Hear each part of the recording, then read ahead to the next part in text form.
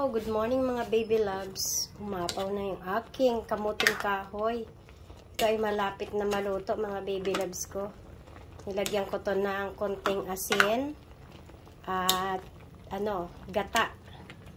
Yan mga baby love. At saka meron yan condense at lalagyan ko ng yan, all purpose para yummy.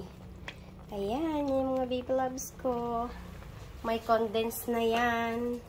At ito nga ay yummy na baby loves. Yeah, ready for serving na oh. Sarap, kamuting kahoy.